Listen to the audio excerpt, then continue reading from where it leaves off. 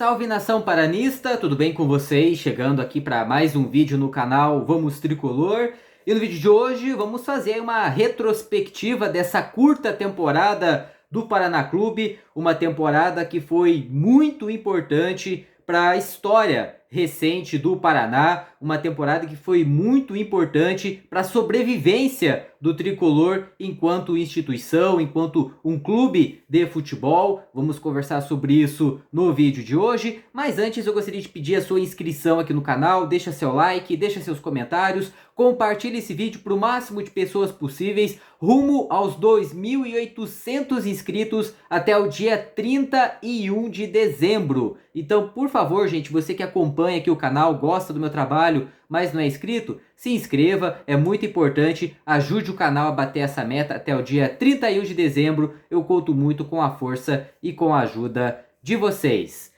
Bom, pessoal, o Tricolor começou o ano de 2024 planejando aí a curta temporada, né? Planejando aí a disputa da segundona do Campeonato Paranaense. E assim como neste ano, né, o Paraná teve aí que começar a montagem de um elenco do zero. E você sabe, né, gente, você começar um elenco praticamente do zero, você contratar jogador, primeiro, você tentar convencer um jogador a jogar uma segunda divisão de estadual e nada mais é extremamente complicado, né? E ainda mais o Paraná aí que tem graves problemas financeiros aí para tentar trazer bons jogadores. E pensando nisso, né, o Paraná contratou o técnico tcheco, né, o ex-jogador tcheco, o cara super identificado com o Paraná Clube, um cara que foi revelado nas categorias de base do Paraná, conhece o Paraná, foi campeão pelo Tricolor, conhece a força dessa camisa, conhece a torcida do Paraná e foi dado a ele a missão, né, de recolocar o Paraná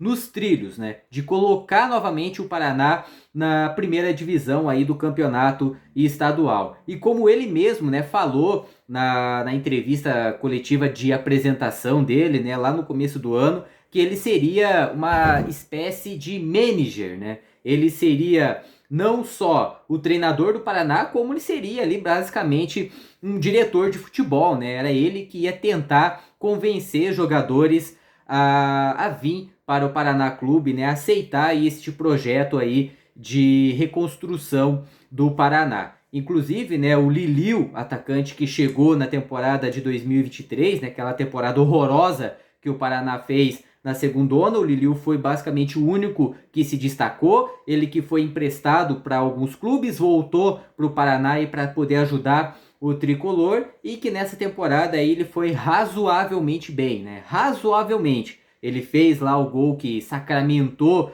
a classificação para o Paraná para a final e tudo mais, só que ele fez aí uma temporada um pouco mais discreta se for comparar com a temporada de 2023. Mas enfim, e o Paraná aí também, né, montou uma estratégia de marketing para chamar aí o torcedor, até porque, né, no ano passado o Paraná não teve torcedor na Vila Capanema por causa da suspensão que o Paraná levou, né, por causa da punição que o Paraná levou por conta de toda aquela confusão que aconteceu em 2022. Então era a volta da torcida aos estádios, o Paraná que já com o apoio do Carlos Werner, né, perdão, com o apoio do Carlos Werner, conseguiu ali fazer um acordo com o Atlético Paranaense e com o Coritiba, né, para mandar os dois primeiros jogos da segundona na casa dos rivais, e deu super certo, né? O Paraná lotou a Vila Capanema, a Liga Arena, perdão, o Paraná lotou a Liga Arena e lotou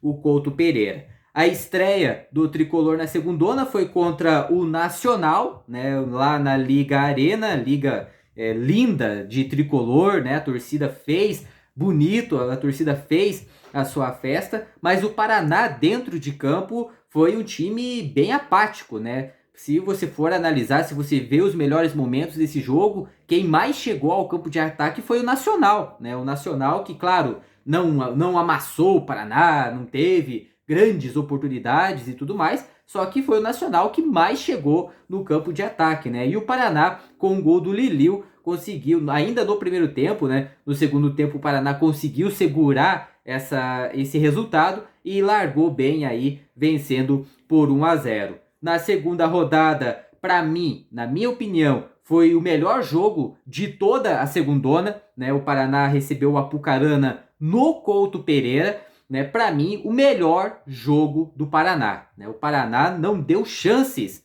pro Apucarana, venceu por 3-0, poderia ter vencido até por mais, né? Mas o jogo foi fantástico, a torcida mais uma vez fez uma festa lindíssima no Couto e o Paraná fez bonito, poderia, como eu falei, até ter goleado o Apucarana. 3-0 ficou muito pouco, né? Ficou muito baixo, mas pela o que o Paraná apresentou dentro de campo, para mim, disparado o melhor jogo do Paraná, né? O tricolor conseguindo a segunda vitória consecutiva.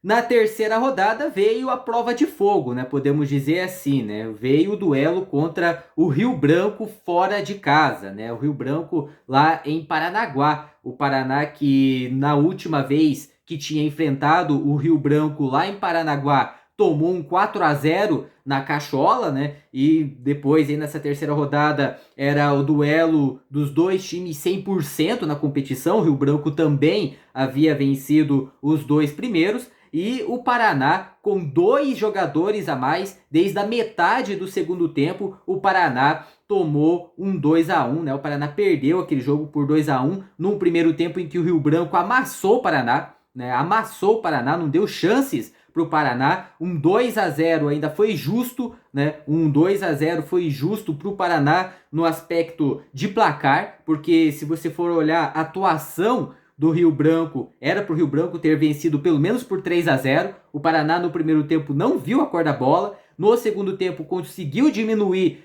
a vantagem logo no comecinho, né? No primeiro minuto, se eu não me engano, o Paraná conseguiu diminuir o placar. O Paraná foi para cima e ainda contou com a ajuda do próprio Rio Branco, né? Que perdeu 2 jogadores basicamente em simultâneos, né? O Paraná ficou com 2 jogadores a mais, foi para cima, mas não conseguiu furar a defesa ferrolhenta do Rio Branco e o Paraná perdeu para o Rio Branco por 2-1. Depois, na quarta rodada, o Paraná encarou o Laranja Mecânica, o tricolor venceu por 1-0, um jogo fraco na Vila Capanema, né? Um jogo ali que o Paraná ainda correu vários riscos de tomar o empate, né? Essa é a verdade.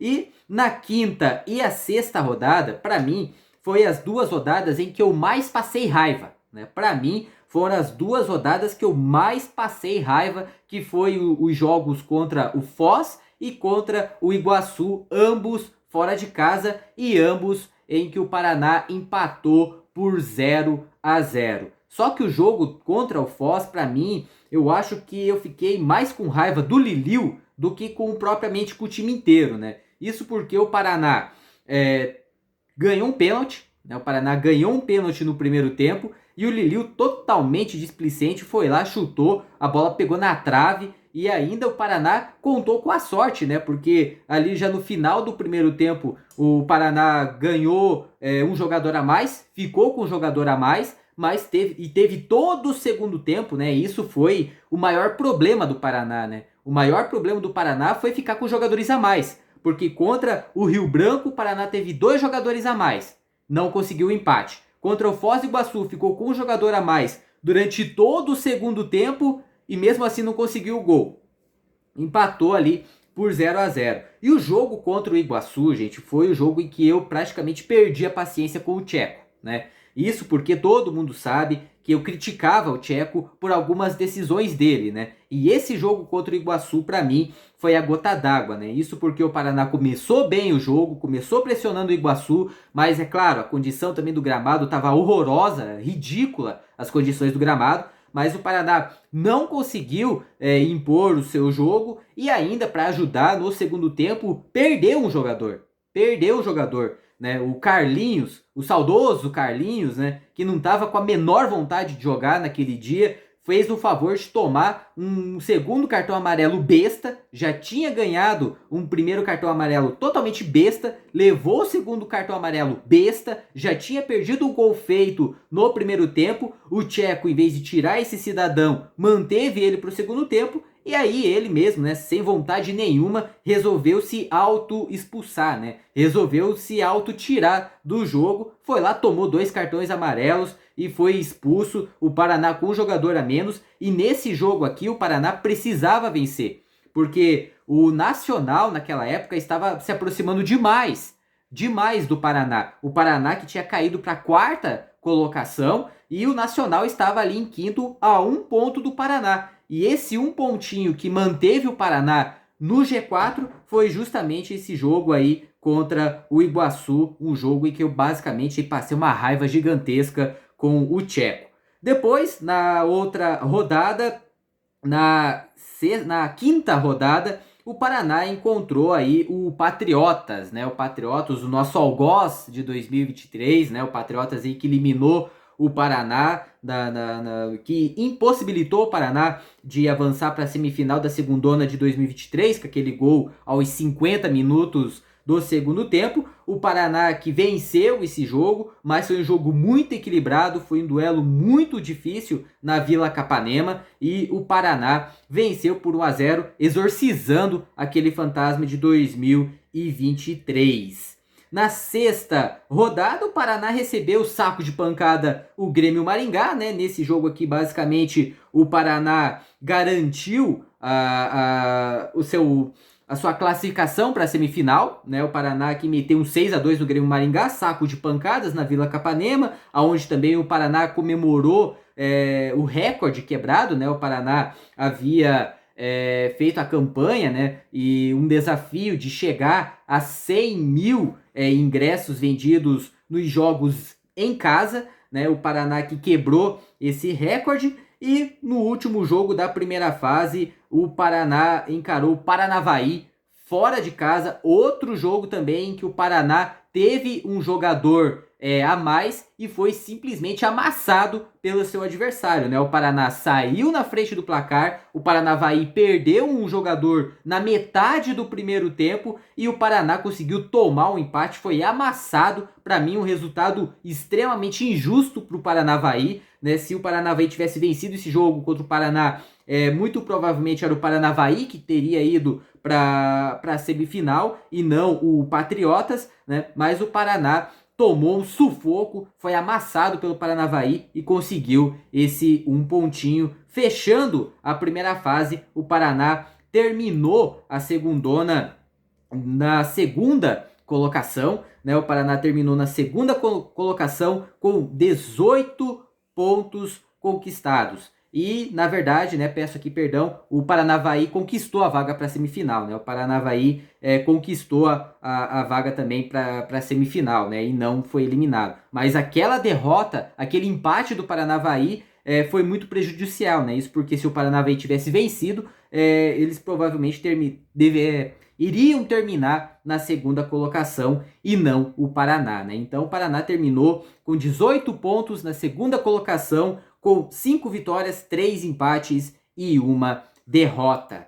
E veio as semifinais e o chaveamento quis aí, o destino quis, os deuses do futebol quiseram que o Paraná encarasse novamente a equipe do Patriotas, né? O Paraná que exorcizou o fantasma naquele jogo contra o Vila Capanema, na Vila Capanema, mas precisava exorcizar o fantasma da eliminação, né? Um jogo extremamente importante. No jogo de ida 0-0, jogo fraquíssimo lá em Campo Largo, as condições também do gramado eram horrorosas. O Paraná conseguiu segurar o empate e no jogo de volta, no Couto Pereira, aí o tricolor fez bonito, o Couto lotado, um domingo chuvoso, aquela manhã de domingo, e o Paraná fez um 3-0 depois de muita cera do Patriotas. O Paraná conseguiu desbloquear, conseguiu quebrar esse ferrolho e essa cera dos jogadores Patriotas, venceu por 3-0 e voltou para a primeira divisão do estadual e tirou aquele peso,